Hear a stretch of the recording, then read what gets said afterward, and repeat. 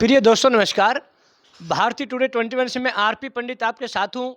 मेरे साथ इस समय गुरुग्राम से वरिष्ठ नेता सुमन दहिया जी हैं, जो कि पिछले बहुत लंबे समय से कांग्रेस पार्टी में रही हैं, लेकिन पिछले कुछ वर्षों से यह भाजपा में जिस तरह से जन सेवा कर रही हैं, इनकी प्रतिष्ठा और मान सम्मान में जिस तरह गुरुग्राम एक लाइन में वचनबद्ध होकर खड़ा है, क्योंकि ये कॉन्फिडेंटिव जितनी है, क्योंकि 15-20 वर्षों से मैं भी सुमन दहिया जी को जानता हूं, मगर गुरुग्राम के जितने भी नेता हैं उनमें इनकी एक बेबाक जो छवि रही है बोलने की और निष्पक्ष बात करने की, उसके लिए सुमन दहिया जानी जाती हैं। बहन जी, जैसे कि आने वाला भी आपके बिल्कुल सिर पे है चुनाव लोकसभा का, तो भाजपा ने पिछली बार हरियाणा में 10 की 10 सीट ली थी। इस बार आप इस चुनौती को किस तरह से मानते सबसे पहले आपको बहुत-बहुत प्रणाम पंडित जी और सारे मेरे प्रदेशवासियों को। सबको मेरी तरफ से बहुत-बहुत शुभकामनाएँ। और जो भी बातें हमारे पंडित जी ने आपके सामने कही, ये बात मैं हमेशा कहूँगी कि आज जिस मुकाम पे हूँ मैं संतुष्ट हूँ। और जो लोगों का प्यार, स्नेह और सम्मान मुझे मिला, तो उसके लिए मैं हमेशा आपकी वो आभारी रहूँगी। और रही बात आपने जैसे चुनाव की, लोकसभा चुनाव सिर पे हैं हैं? बिल्कुल। जी। और ये चुनावी जो माहौल होता है, इसमें सभी नेता तो एक्टिव होते ही होते हैं, लेकिन जब बड़ा चुनाव होता है तो हर कार्यकर्ता से लेकर आम आदमी तक इस चिंता में रहता है कि हम किसको वोट दें, कैसे आगे सरकार बने, किसकी सरकार बनेगी। आज चारों तरफ माहौल सिर्फ चुनावी चर्चाओं का ही है।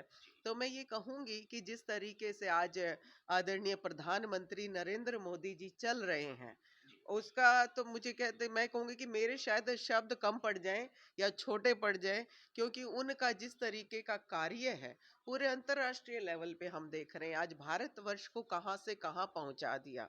तो उसके लिए हर आदमी इच्छित है कि, और सबको ये पहले से ही पता है कि आएगा तो मोदी ही। अगर आप विपक्षियों से भी बात करेंगे तो आप चर्चा करेंगे, थोड़ी देर वो अपनी बात कहेंगे, थोड़ी देर में आम आदमी से भी ले लो या किसी नेता से ले लो या किसी विपक्षी पार्टियों से भी, तो आखिरी में एक लाइन आएगी, बनेगा तो मोदी ही। क्योंकि आज जो विश्वास उन्होंने बनवाया है, जो लोगों को प्यार उन्होंने दिया है, और जो काम जन जन तक और आधारशिला, मैं कहूँ आखिरी व्यक्ति तक जो लाभ पहुंचा रहे हैं, यही कारण है कि आदरणीय मोदी जी सर्वोपरि है आज के समय में। अच्छा, दहिया जी, जैसे कि आगामी विधानसभा चुनाव में आपकी एक बहुत जोरदार तैयारी है, क्योंकि किसी भी वर्ग धर्म जाति व्यक्ति विशेष के लिए आप नए नहीं हो, तो आपको लगता है कि आपको भारतीय जनता पार्टी से टिकट मिलेगा? क्योंकि जिस तरह से कांग्रेस पार्टी ने महिलाओं को 50% भागीदारी की बात कही है, क्या भारतीय जनता पार्टी भी उस उन पद चिन्हों पर चलकर अपने कार्यकर्ताओं को, महिलाओं को आगे लाएगी? मैं पंडित जी एक बात कहना चाहूंगी। कई बार मुझसे कई लोग भी पूछते हैं कि बहन जी आप कांग्रेस में भी रहे, आज भाजपा में हैं, तो आपको क्या अंतर दिखाई देता है? कौन सी पार्टी में आपको ठीक लगता था, जी। पहले या आज? तो मैं एक बात कहती हूँ कि भारतीय जनता पार्टी एक ऐसी पार्टी है जहां पर एक आम व्यक्ति जिसको कोई नहीं जानता, उसे भी उम्मीद हो सकती है। आज आपने देखा 3 प्रदेशों के मुख्यमंत्री ऐसे चेहरे बनाए गए जो शायद लाइन में भी नहीं थे और जी। उनका नाम भी नहीं था। बिल्कुल। तो ऐसे व्यक्ति उठा के बना देना वो एक दिन का काम नहीं होता। मैं ये मानती हूँ कि भारतीय जनता पार्टी अपने हर कार्यकर्ता के कार्य को ध्यान देती है। वो देखती, हमें लगता है हम काम कर रहे हैं, कोई हमें देख रहा है या नहीं देख रहा, लेकिन यहाँ पर आपके हर कार्य पर निगाह है। आप अच्छा कार्य करें तो अवश्य पार्टी उसको महत्व देती है। लेकिन कांग्रेस में जिस तरीके से आप मानते हो कि जैसे परिवारवाद बहुत ज्यादा था, हमें ये लगता था अगर हम मंत्री एमएलए के बच्चे नहीं हैं या उनका हमारा कोई पारिवारिक संरक्षण राजनीतिक नहीं है, तो शायद हमारे लिए बहुत मुश्किल थी। हमारा नंबर कब आएगा, कब हम सोच सकते हैं कि हमें भी टिकट मिले और हम भी चुनाव लड़े। तो जिस तरीके से मैंने मेहनत की, तो मुझे लगता है आज मैं आशावादी भारतीय जनता पार्टी से बहुत ज्यादा हूं। और इस चीज लिए इसलिए हूं क्योंकि मैं अपना क्षेत्र में कार्य कर रही हूँ, ईमानदारी से कर रही हूँ। पार्टी को ठीक लगता है क्योंकि मैं ये मानती हूँ बीइंग महिला, महिला एक ऐसा व्यक्तित्व है जिसको आप जात पात में नहीं बांध सकते। कई लोग मुझसे कह भी देते हैं कि बहन जी आप तो जाट हो और गुड़गांव से आप कार्य कर रहे हो, यहाँ तो जाट का कोई मतलब, या तो बनिए को मिलेगी या पंजाबी को मिलेगी। हाँ, बने हैं हमेशा। सुखबीर कटारिया जी बने हैं। सुखबीर जी बने, प्रताप सिंह ठाकरान हाँ जी जी। बने इससे पहले, और ये अपना गोपी चंद गहलोत जी भी बने। जी। जब भी जाट ने चुनाव लड़ा वो बना।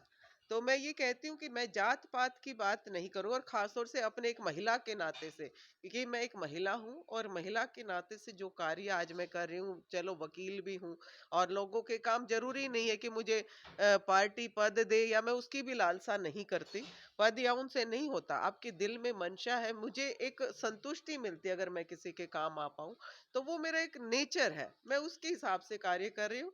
बाकी पार्टी का नेतृत्व, शीर्ष नेतृत्व डिसाइड करता है क्या करता है। बाकी हाँ, मैं अपने काम में पूरा संतुष्ट पूर्ण कर रही हूँ, और मैं चाहती हूँ कि जो भी महिला या पुरुष कार्य कर रहा है, सबको राइट है, उसे कुछ ना कुछ मिलता रहना चाहिए ताकि आप और ज्यादा सेवा भाव से कार्य कर सकें। तो देखिए सुमन दैया जी ने जो बातें कही, क्योंकि मैं पिछले 20 वर्षों से लगभग व्यक्तिगत तौर से भी सुमन दैया जी के परिवार से एक पारिवारिक मेरा रिश्ता है, और उस भाव से जो गुड़गांव की जनता है, वो गरीब हों, व्यापारी हों या किसी भी वर्ग के लोग हैं, जो भी इनके दरवाजे पर आता है, मेरे ख्याल से हर आदमी को उचित उत्तर मिला है।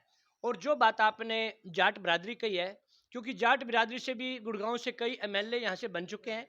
जाति पाति का तो कोई सिस्टम आजकल रहा नहीं, लेकिन आने वाले चुनाव में जिस तरह से सुमन दैया जी को एक उम्मीद है, और लोगों की भी एक भावना है कि हमारे बीच में एक बार सुमन दैया विधायक के रूप में आए, तो अब देखते हैं भारतीय जनता पार्टी किस तरह से सुमन दैया जी को सम्मानित करती है।